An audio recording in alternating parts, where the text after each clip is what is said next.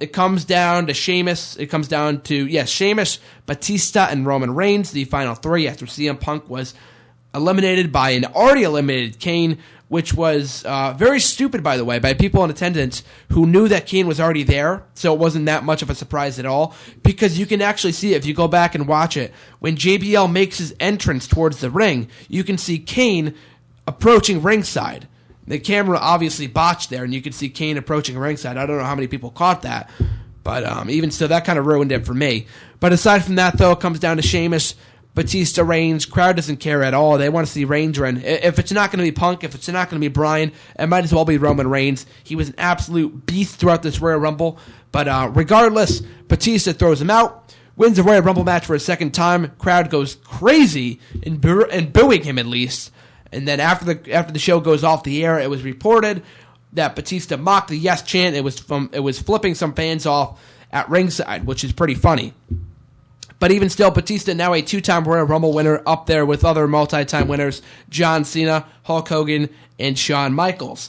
So that all. And what was that?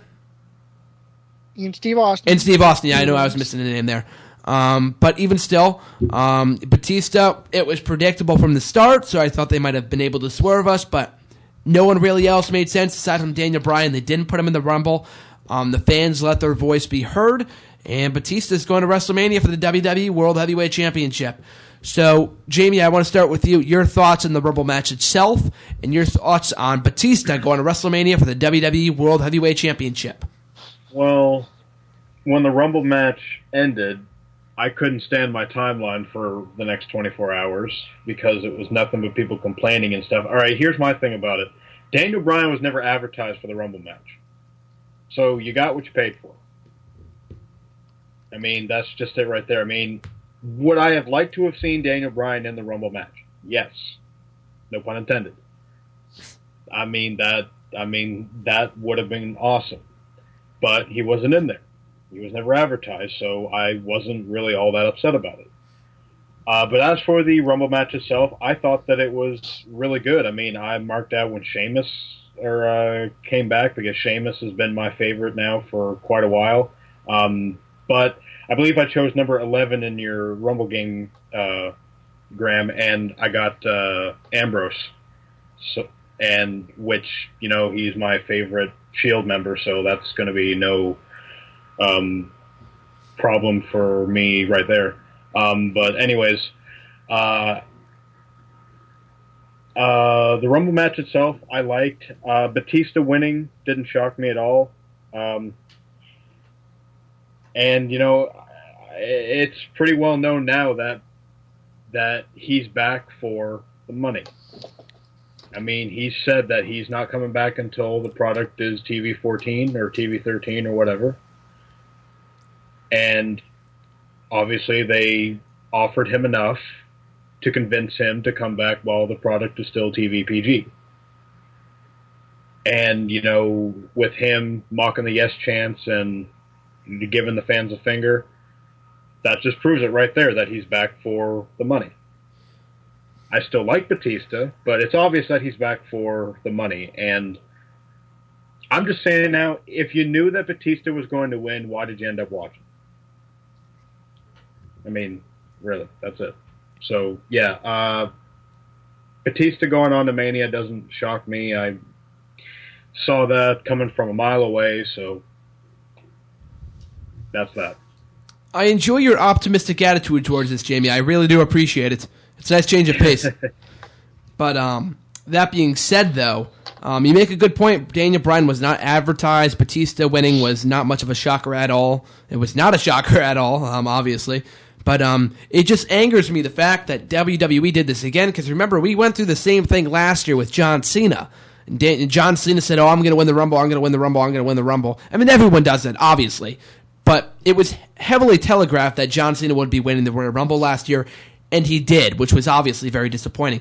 But it's funny because John Cena, not even John Cena, got that many boos when he won the Rumble last year. I mean, then again, he didn't eliminate, he eliminated Ryback, but they weren't in Pittsburgh, which is, a smarky crowd anyway, as is Philadelphia. But even still, I thought that was disappointing. I don't hate the finish. I hated John Cena winning last year. But I'm a bit disappointed that they didn't put Daniel Bryan in number 30 and give him his moment and stuff like that. And have him go on to WrestleMania and complete his story and become the WWE World Heavyweight Champion. But with Batista is one of my favorites as well, like you said, Jamie. So I'm not extremely disappointed. But he hasn't been on it. He hasn't been doing his best since he came back. He's only been back a week, so it's really hard to say. But regardless, hopefully if he turns heel, if the post-match shenanigans are any indication, he will be turning heel in the very near future, hopefully, and that's what the reports are saying. And even if he doesn't win the title at WrestleMania, even if he's not involved in the championship matchup at WrestleMania, and he faces maybe Triple H instead, him versus Sheamus would be garbage. I mean, the match would be great, and we'll get to this in a minute. But the match would be great, but I'd much rather see him face Triple H and finally beat him, if that's likely, and then go on to his hometown in Seattle, Washington, or at least near his hometown in Seattle, Washington, at Extreme Rules the very next month, and win the WWE Championship. That would be pretty cool. But, I'm getting off track here. So, I thought it was a good Rumble. The finish was terrible. It was very predictable, obviously, but I enjoyed it for what it was. Not as good as last year, not as good as the 2011 Rumble. The 2012 Rumble was kind of pointless. I thought that was stupid. But it's just a shame because I really haven't gotten excited about a person winning the Rumble since maybe Edge in 2010. At least Sheamus, when he won in 2012, at least that came as a big shocker. No one saw that one coming. But even still, Kyle, your brief thoughts on this?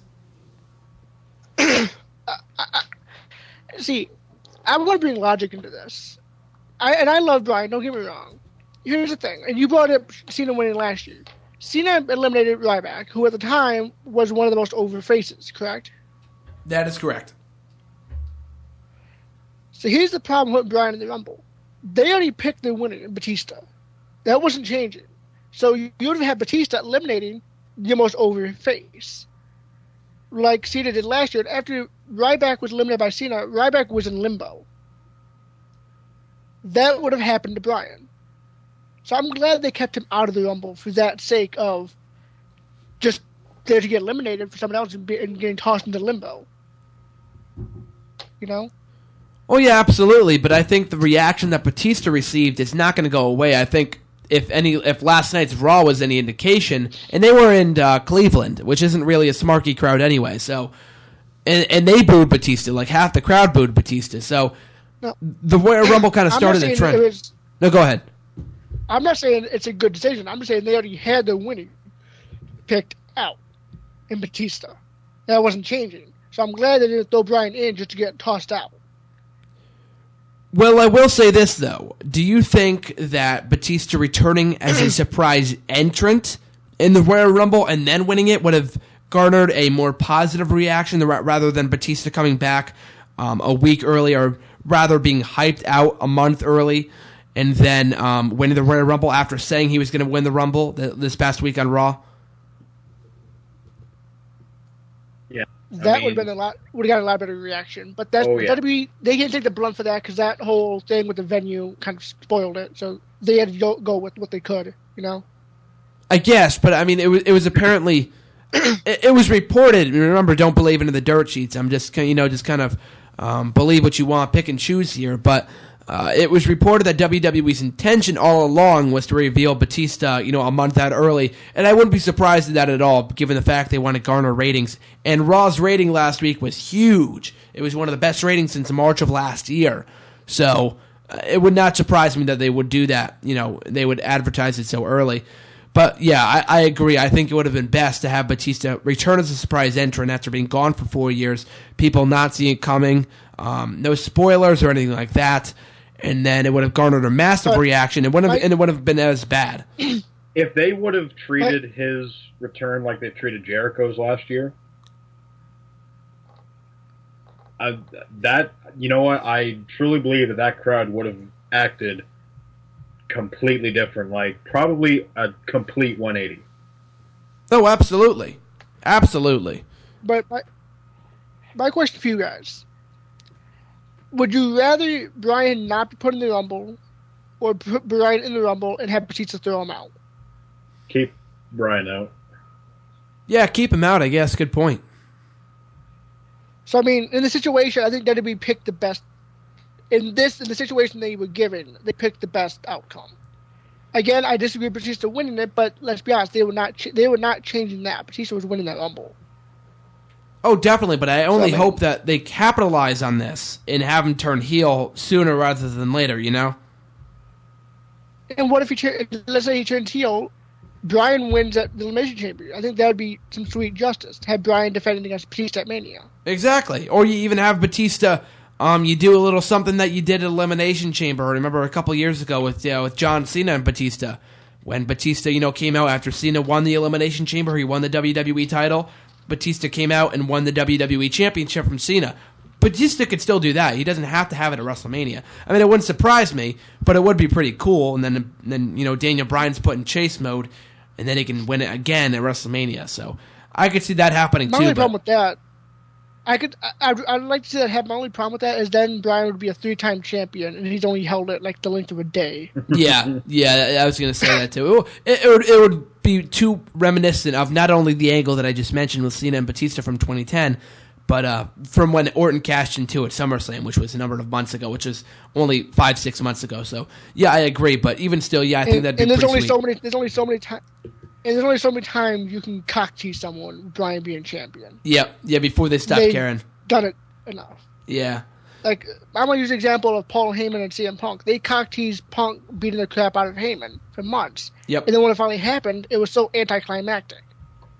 Oh, yeah, absolutely, because they drew it out so long, too, so that was probably... So, I mean, there's only so many times they can cock tease Bryan being champion. This next time he wins the championship, it needs to be his reign.